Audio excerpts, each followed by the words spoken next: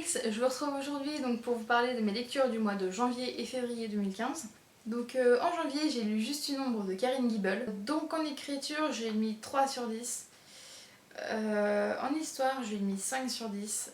Et en note finale, je lui ai mis 8 sur 20. J'ai trouvé que l'histoire était répétitive, que les personnages n'étaient pas forcément attachants, que des scènes se répètent plusieurs fois dans le livre.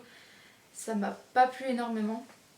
Par contre, la fin était vraiment pas mal et du coup j'aurais bien aimé avoir une suite. Donc un peu déçue. Ensuite, première lecture également, Amélie Nothomb. Je déteste le personnage de cette femme froide, grande, que je voyais tout le temps sur les plateaux télé et que je ne pouvais pas supporter. Donc là j'ai lu Ni d'Ève ni d'Adam. Donc en écriture j'ai mis 9 sur 10. En histoire j'ai mis 7 sur 10. Et en note globale donc un 16 sur 20. Je détestais le personnage qu'elle se donne à la télé, mais en fait l'écriture est très très bonne et ça m'a donné envie d'en relire plusieurs. C'était un très bon livre pour moi, je me suis sentie transportée parce que c'est vraiment une bonne tranche de vie qu'elle nous fait partager et j'ai beaucoup aimé. Gilles Le Gardinier avec Demain j'arrête. Donc l'écriture, je lui ai mis un 10 sur 10 parce que c'est juste énorme. Et l'histoire, donc j'ai mis un 9 sur 10. Donc en note globale, ça donne un 19 sur 20. En favori du mois, c'est Monsieur Le Gardinier. Donc moi je l'ai trouvé juste génial, que j'ai trouvé l'écriture très très drôle, beaucoup de second degré, que je n'ai jamais retrouvé autre part. Que ouais, c'est de la bonne humeur en barre et du coup ça m'a donné envie pareil de relire toute la série Chat. Donc le personnage principal est donc une fille et on a vraiment l'impression que c'est écrit par une femme. Et c'est très très rare. En janvier, j'ai lu 1204 pages en 3 livres. Février, un Amélie Nothomb. J'ai lu Journal d'Hirondelle qui m'a beaucoup déçue. En écriture, je lui ai mis un 8 sur 10. En histoire, je lui ai mis un 7 sur 10.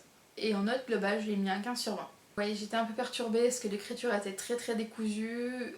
Les dialogues étaient un peu posé dans le livre, on comprenait pas énormément, on passait d'une scène à l'autre.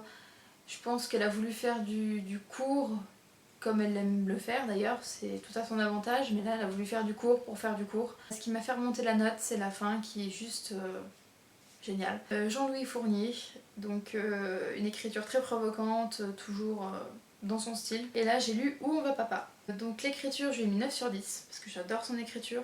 J'adore son ton, j'adore ce qu'il fait, tout simplement.